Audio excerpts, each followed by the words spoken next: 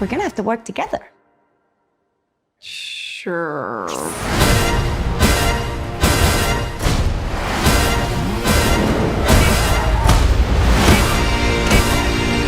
Et vous savez quoi, moi je suis très content de démarrer l'année avec une bonne surprise. Birds of Prey est un bon film du DCEU, un bon film féministe, un bon film d'action, une bonne adaptation de comics, qui fait des choses intéressantes avec le personnage. Le fait de reprendre le personnage d'Harley Quinn dans ce film et avec cette orientation-là, c'est plutôt intéressant.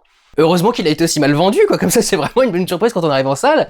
Bonjour à tous et toutes, et bienvenue dans ce vlog consacré à Birds of Prey, la fabuleuse histoire de Harley Quinn. Ça m'étonne qu'il ait traduit comme ça, parce que en principe, il est important dans le titre de mentionner que c'est The Fabulous Emancipation of Harley Quinn, il me semble, un truc dans ce genre-là. Donc c'est l'émancipation d'Harley Quinn, c'est-à-dire la quête d'indépendance d'Harley Quinn. Là, juste la fabuleuse histoire, je sais pas si ça raconte grand-chose au final sur le film ou sur quoi que ce soit. En fait, ce film a été très mal vendu.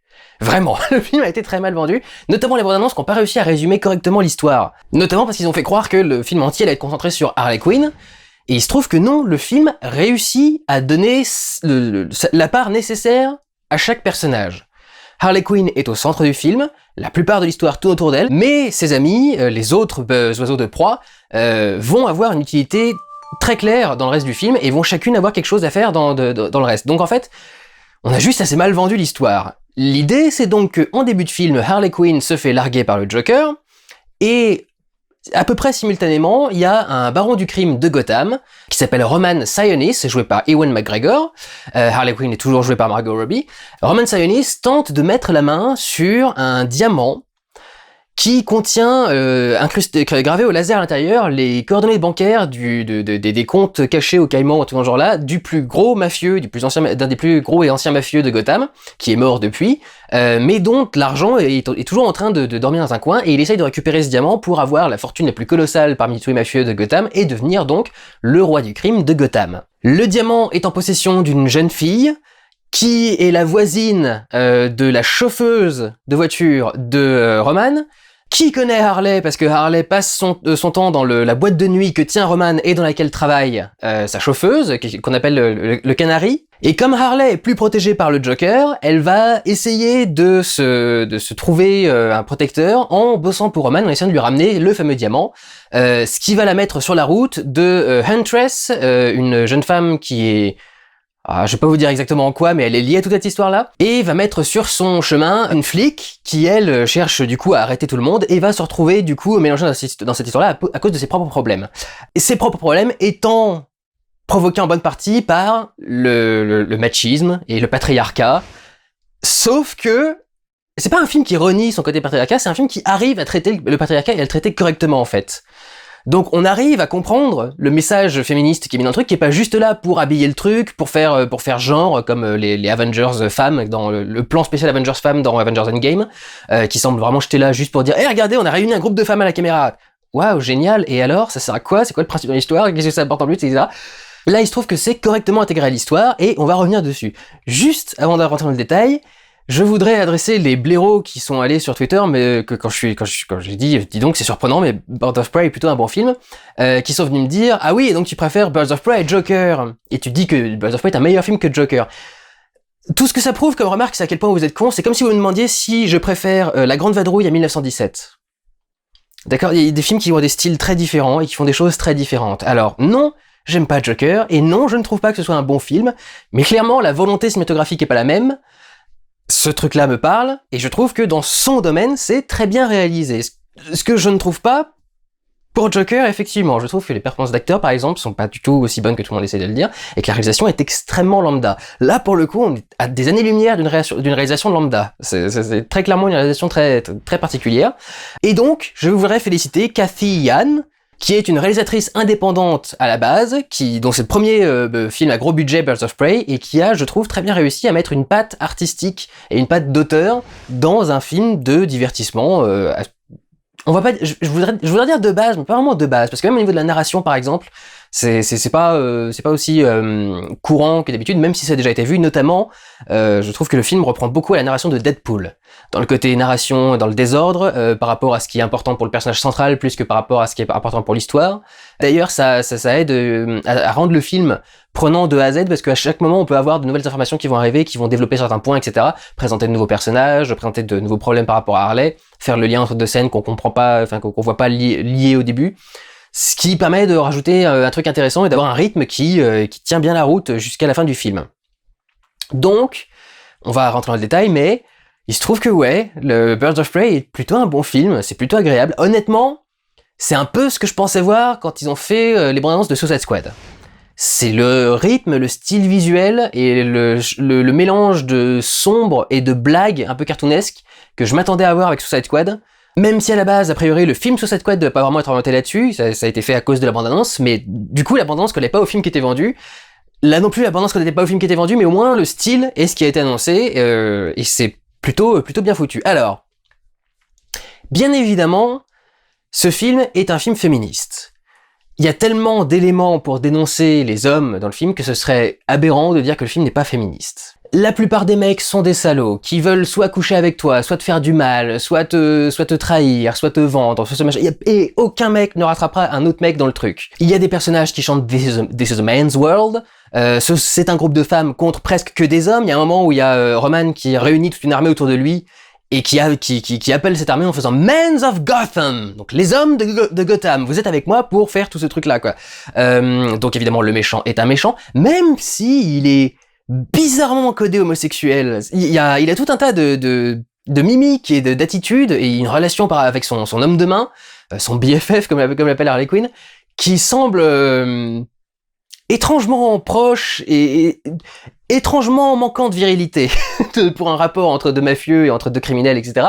Et en même temps, le mec a dans son donjon, dans son repère, une peinture murale qui représente des femmes en tenue de BDSM. Ce sont que des femmes à poil, avec soit des cagoules pour leur retirer leur visage, soit des laisses pour les étrangler. Et le truc, c'est que tout ça passe bien. Je vais revenir à pourquoi ça passe bien. Le seul moment où je trouve ça va un petit peu trop loin, c'est un moment donc il s'énerve, il est pas content parce qu'un truc est arrivé, et il y a une nana qui rigole quelque part dans la boîte.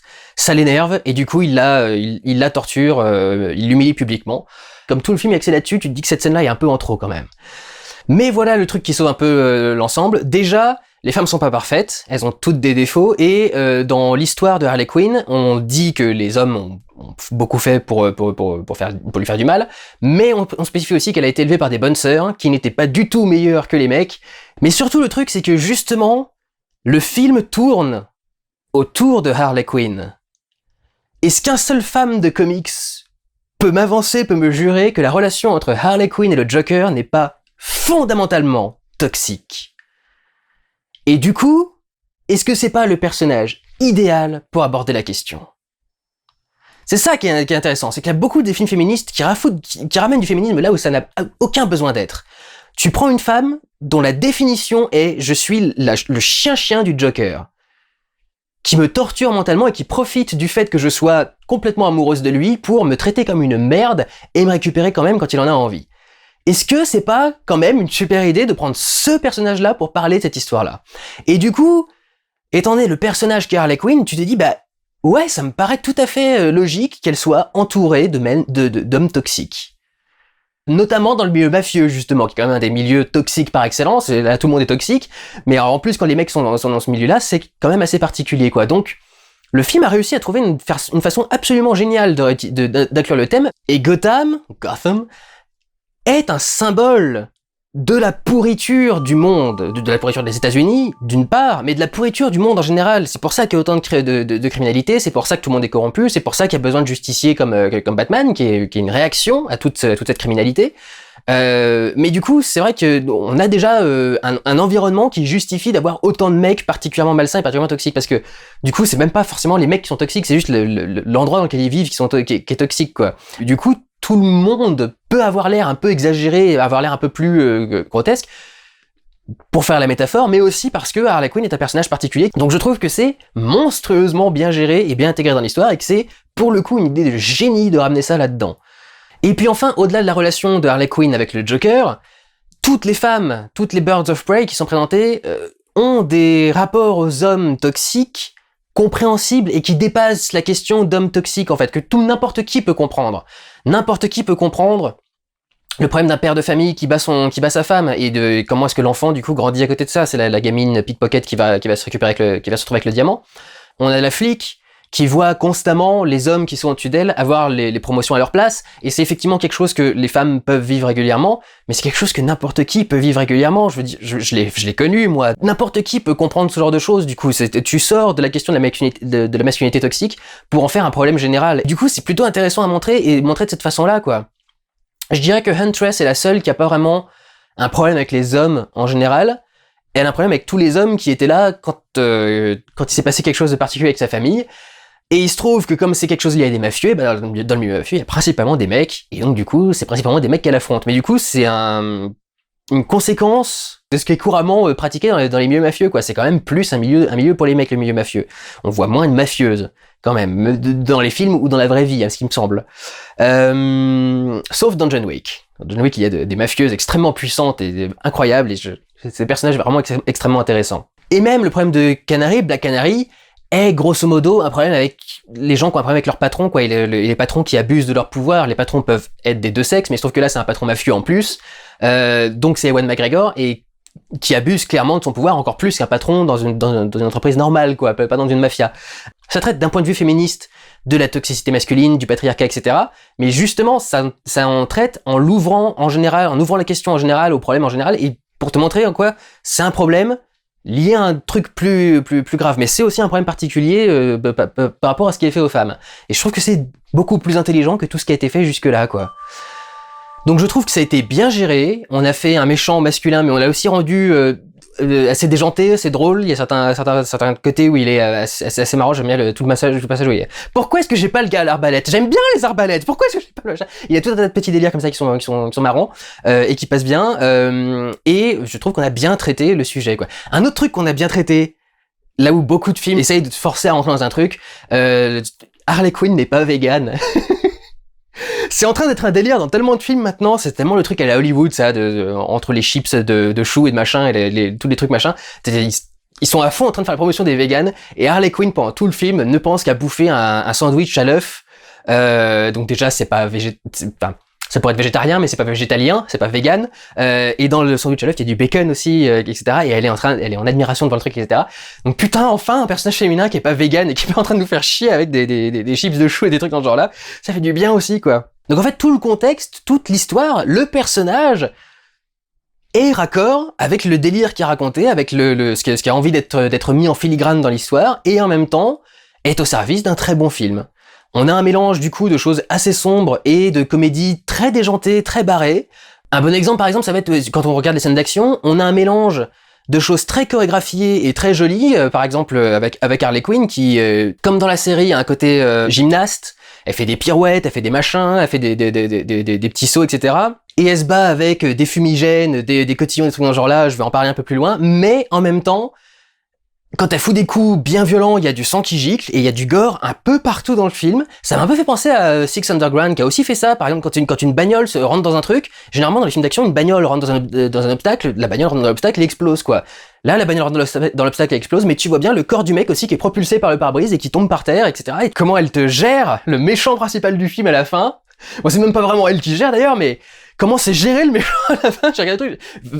Vous savez, c'est le genre de mort de méchant, tu vois, là, tu fais po. Vraiment, quoi. Donc il y a vraiment un truc qui marche super bien et qui mélange à la fois le côté sombre du DC Comics et un côté humour assez délirant et un peu cartoon. On peut noter d'ailleurs que le film démarre, l'introduction du film est un cartoon en 2D qui raconte l'histoire de Harley Quinn depuis le début, on va dire, même depuis la fécondation, jusqu'à le moment du début du film, et ça rend plutôt bien, quoi. Et c'est vrai que globalement, le film est extrêmement bien réalisé et a un style qui l'aide vraiment à vendre son truc. Par exemple, pour aider la narration, on peut avoir des éléments de mise en scène qui vont être axés sur la voix off. Tout le film est raconté par elle, il y a sa voix off de A à Z, et régulièrement, quand elle fait cette voix off, elle va faire des regards caméra, elle va réagir avec le truc. Une mise en scène qui est un petit peu cartoon, un peu rythmée, assez graphique en fait. Et vous avez par exemple des cuts aussi qui vont être assez rigolos. Il y a un moment où elle apprend ce qu'a fait la gamine qui a piqué le diamant. Elle fait un regard caméra en mode putain, c'est pas possible. Et juste après cut sur la bouteille de truc qu'elle va filer à la gamine pour récupérer le diamant. Il y a un moment où Harley se fait torturer par Roman. Elle se prend une mandale, mais un truc d'une violence absolument monstrueuse, et du coup, elle se met un petit peu à halluciner, elle part un peu dans son monde, et comme Roman est après le diamant, et qu'elle va lui récupérer, elle se met d'un seul coup à halluciner, à avoir une vision de Diamonds Are a Girl's Best Friend, la chanson de Marilyn Monroe, dans laquelle elle joue Marilyn Monroe et elle fait une petite comédie musicale. Alors comme elle est en train de se faire tabasser la gueule, le truc est monté façon à la moitié dubstep avec des flashs partout, genre monté par un épileptique quoi. Donc la scène a des flashs qui vont dans tous les sens et des machins et le côté délirant est super cool, ça marche super bien. Il y a des moments où t'as l'impression que c'est un peu délirant pour être délirant, notamment tout le passage de la hyène. Je caressais le secret d'espoir que la hyène serve à quelque chose ou qu'elle ait au moins une scène cool dans le film, et absolument pas. Elle est là pour qu'à un moment, Harley fasse la blague de dire qu'elle l'a appelé Bruce, comme le mec Wayne, et c'est tout. Et sinon, la hyène ne sert absolument à rien dans l'histoire. Ça m'a un petit peu, j'étais un petit peu déçu à ce niveau-là. Mais alors donc on a surtout les scènes de baston qui sont généralement très bien foutues, très bien chorégraphiées, très bien filmées également.